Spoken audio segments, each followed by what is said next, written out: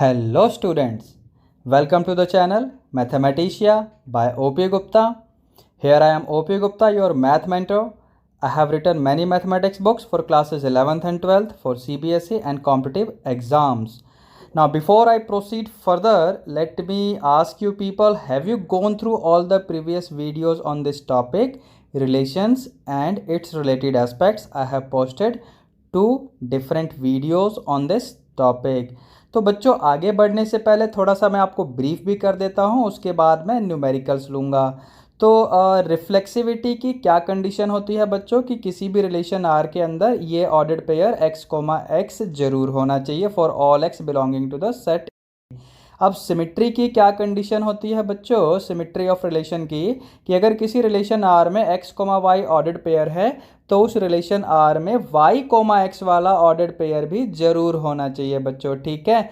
अब इसके बाद ट्रांजिटिविटी की क्या कंडीशन होती है बच्चों, तो ट्रांजिटिविटी के लिए हम 2 ऑर्डर्ड पेयर सर्च करते हैं कि हमारे रिलेशन में अगर x, y ये ऑर्डर्ड पेयर है और हमारे उसी रिलेशन में अगर दूसरा ऑर्डर्ड पेयर y, z की फॉर्म में है तो हमारे उस रिलेशन आर में एक another third ordered pair x, z भी होना चाहिए अगर उसे ट्रांजिटिव होना है तो बच्चों इन ए नटशेल मैं कह सकता हूं कि कोई भी रिलेशन अगर इक्विवेलेंस रिलेशन होगा तो उसे रिफ्लेक्सिव, सिमेट्रिक एंड ट्रांजिटिव होना ही पड़ेगा।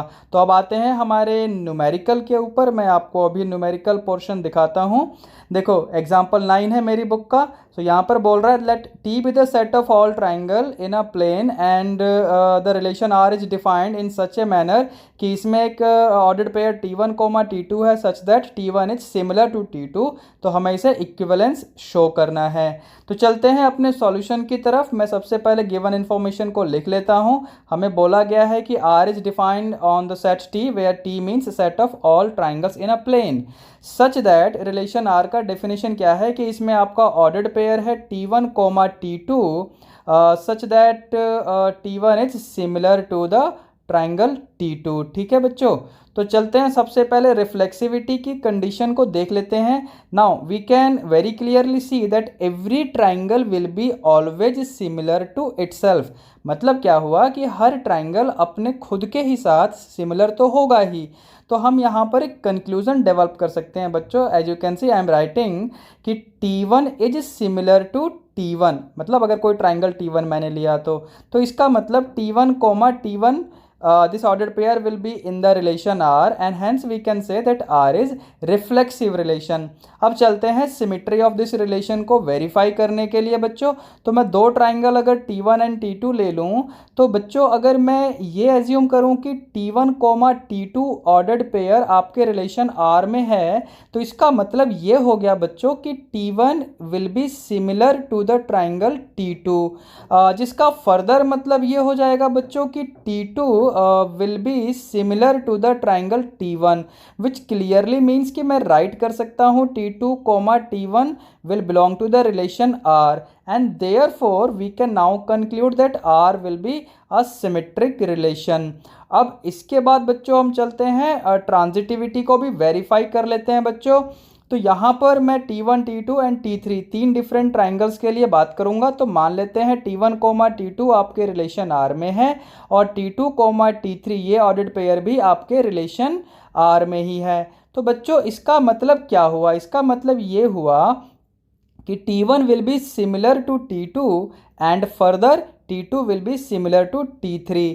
जिसका मतलब ये हुआ कि T1 will be similar to T3। जिससे कंक्लूजन हम निकाल सकते हैं कि T1, T3 ये ऑर्डर्ड पेयर आपके रिलेशन में होगा तो इसका मतलब R ट्रांजिटिव हो गया। तो इसका क्लियर सा मतलब हुआ कि ये रिफ्लेक्सिव, सिमेट्रिक एंड ट्रांजिटिव है रिलेशन R। तो इसलिए ये रिलेशन R आपका इक्विवेलेंस रिलेशन भी हो जाएगा। अब बच्चों इसके बाद अगले एग्जांपल 7 पे आते हैं which is saying show that the relation R defined on the set R of real number. Definition है कि इसमें आपका ऑर्डर्ड पेयर A, B है such that A will be less than और इक्वल टू B।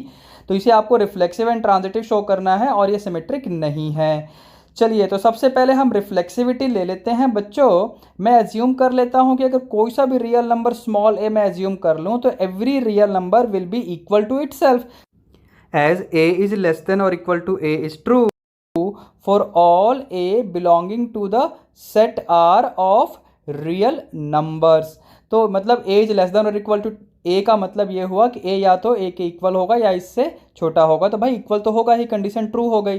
तो हम लिख सकते हैं कि A comma A belongs to R. तो फर्दर हम लिख सकते हैं कि आर इज रिफ्लेक्सिव रिलेशन। अब इसके बाद बच्चों हम चलते हैं सिमेट्री को एक बार वेरीफाई करते हैं कि सिमेट्रिक है या नहीं, हमें प्रूव करना है कि नहीं है, जरा देख लेते हैं। मैं एक एग्जांपल की हेल्प से आपको यहाँ बता देता हूँ। मान लेते हैं कि एक मैंने एलिमेंट 1 लिया और एक एलिमेंट 2 लिया, जो कि रियल नंबर्स ही होते हैं। तो बच्चों देखो 1,2 ऑर्डर्ड पेयर आपके रिलेशन में होगा, क्योंकि 1 इज लेस देन और इक्वल टू 2 अगर मैं लिखूंगा तो ये कंडीशन बिल्कुल ट्रू है।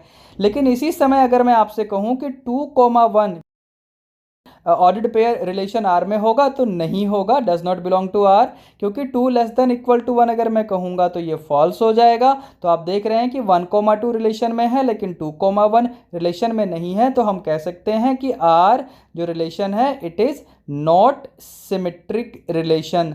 तो बच्चों हमको हमारे क्वेश्चन में यही बोला हुआ था कि ये रिफ्लेक्सिव होगा और सिमेट्रिक नहीं होगा।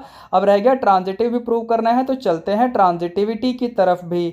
तो बच्चों अगर मैं 3 real numbers A B C assume कर लूँ कोई से भी, और कंडीशन रखूँ कि ए इज स्मॉलर देन और इक्वल टू बी, फिर कहूँ बी इज स्मॉलर देन और इक्वल टू सी, तो इसका सीधा सा मतलब है कि A will be smaller than और equal to C as well for any 3 real numbers A B C belonging to the set R of real numbers.